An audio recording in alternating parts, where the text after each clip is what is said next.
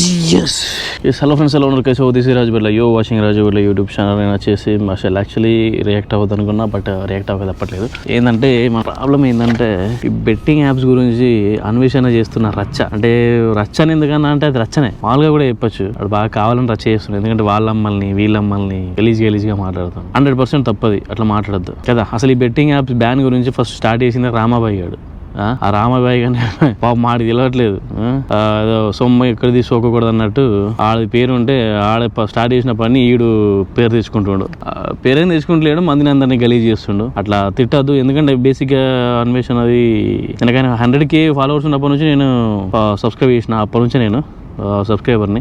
తెలిసింది ఏంటంటే 100K ఉన్నప్పటి నుంచి కూడా వాడు కొంచెం అప్పుడు అంటే సరే వాడంటున్నా పర్లేదు, వాడు కొంచెం అప్పుడు కొంచెం నార్మల్గా ఉంటుండే. నార్మల్గా అంటే ఏదో నేను ప్రపంచ యాత్రికుడు నేను తిరుగుతున్నా అన్నట్టు ఉంటుండే. బట్ ఎప్పుడైతే 2 million అట్లా 1 million 2 million అట్లా వచ్చిర్రో, 1 million అనుకుంటా, 1 million తర్వాత ఎప్పుడైతే వచ్చిర్రో అప్పటి నుంచి ఆయన యాటిట్యూడ్ మొత్తం చేంజ్ అయిపోయి నేనే ఉండాలని చెప్పి. ఆ మధ్యలో రవి ట్రావెలర్ ఒక్క స్టేట్మెంట్ ఇచ్చింది, నేను ఇట్లా 195 దేశాలు తిరిగినా అని చెప్పి. దాని ప్రకారం దాని మీద ఏదో పెద్ద రచ్చ చేసి, నువ్వేం తిరిగినవరా, నేను తిరిగినారా, ఎర్రిపుగా నువ్వు ఎర్రిపుగా నేను చాలా అట్లా అన్నట్టు అట్లా చేస్తాడు. చిల్లర వేషాలు. వాళ్ళు దానికి తోడి బయస్ అని అదో కొంచెం సబ్స్క్రైబర్ పెరిగిపోతున్నారు. ఆడికి కూడా కొంచెం ఫేమ్ వస్తుంది. మళ్ళీ ఆని టార్గెట్ చేసిండు.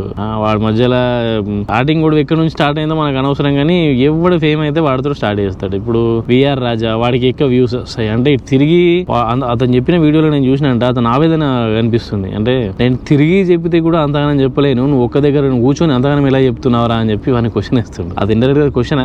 నీకేం తెలుసురా, నాకే నక్క తెలుసారా నీకు అంటుండు. అప్పుడు తెలుసుకోవాలి మనం వాడి యాటిట్యూడ్ ఏంది, వాడి పద్ధతి ఏంది. అసలు ఆయన అంటే నాకన్నా ఎక్క ఎవడికి రావద్దు, నాకన్నా ఎక్క ఎవడు అవ్వద్దు. అన్వేషణ అందరు అన్వేషణ. ప్రతి ఒక్కడు వాడికి దోస్తులు ఉన్నారు. ఎవరెవరైతే ఫ్రెండ్స్ ఉన్నారో, మామూలుగా దోస్తులు ఉన్నారు, అందరూ అన్వేషణ అనుకుంటే ఆడిది పట్టుకోవాలి. ఆడి కాన్సెప్ట్ అదన్న. ఎవడన్నా కొంచెమే అన్వేషేంద్ర పోయి ఆడు మనం ఒకటే అన్నారనుకో అయిపోయి ఇంకా ఆడికి టార్గెట్ చేసి వేసుకుంటాడని వేసుకొని ఇట్లా చేస్తాడు.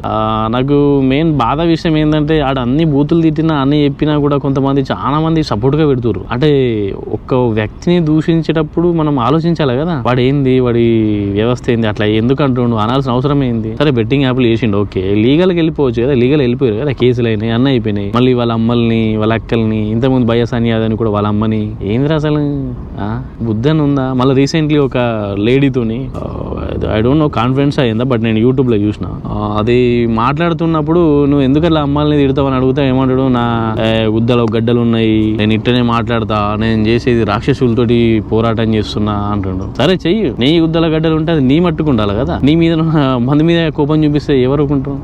ఇప్పుడేమో దేశాలు పట్టుకొని తిరుగుతుండు. ఇండియా రాడు. ఇక ఇంటికాడ తల్లిదండ్రులకి ఇండియాలో ఉండి పని చేసుకోనికి రాదు, బయట దేశంలో ఉండి మంది మీద రచ్చలేపనికి వస్తాడు. ఇదన్నట్టు నాన్ వెజ్ గురించి కొంచెం చెప్పాలనిపించింది. ఎందుకంటే కానీ ఆ ఫేమ్ అనేది పోగొట్టుకుంటారు కొంచెం మంది. అంతే ఉంటారు, ఎద్దునోడికి బుద్ధునోడికి ఎద్దు ఉండదు. అంటే ఆడి పని ఆడు వేసుకోవచ్చు కదా, ఆడి పని ఆడు వేసుకొని మంచిగా ఉండి నువ్వు అఫీషియల్ గా ఏదన్నా నీ యూట్యూబ్ లో పెట్టుకుంటున్నావు, ఓకే, అది ఓకే. మళ్ళా యూట్యూబ్ లో పెట్టుకొని మళ్ళీ ఇంకా వాళ్ళ ఫ్యామిలీస్ ని గుంజడం అనేది చాలా తప్పిది. ఎందుకంటే ఒక్కసారి పోలీసులను అప్రోచ్ అయిన తర్వాత వాళ్ళు చూసుకుంటారు. ఒక చట్టం అనేది ఉంటుంది, అదనేది ఉంటుంది, వాళ్ళంతా డిసైడ్ చేసుకుంటారు. మళ్ళీ ఇంకా మనం మళ్ళీ గెలకాల్సిన అవసరం లేదు. ఇది ఒకటి.